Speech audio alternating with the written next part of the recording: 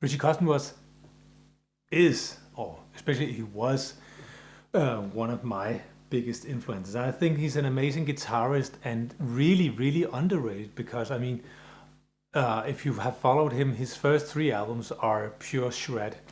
Um, but he doesn't really play that style that much anymore. But I really think he was one of the most inventive guitar players.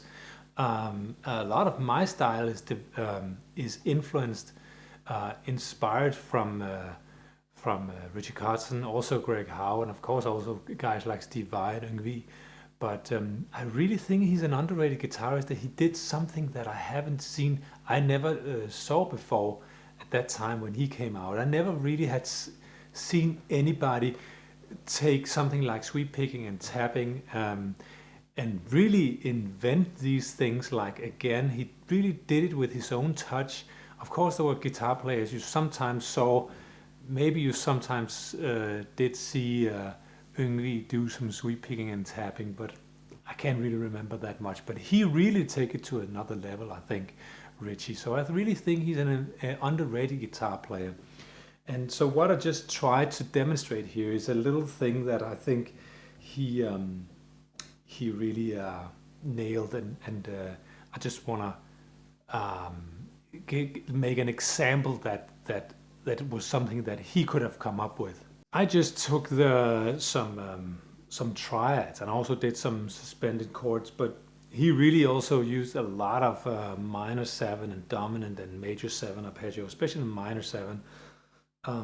So I really think that he changed the sound also for shred, in this end of the 80s and stuff like that, in the beginning of the 90s. Then he obviously went more into using more his voice and started to sing more in his albums, or actually all the time. His first album was instrumental, and then he did one where he sing, but there's a lot of shredding going on that second album, and then the third album is also instrumental with a lot of awesome chops. I think the arpeggios where you start with the tapping is a little more difficult to improvise with, because you have to have something that is very arranged, and really know where in the scale can you start tapping from and stuff like that. At this point, I think if you wanna start getting the sweep picking and tapping chops into your playing, it's a little more accessible if you start with the sweep picking pattern and then you add the tapping. So in many cases, I would, for example, play maybe from here, or playing it from the bottom, for example. It's very relatively easy to move into your improvising.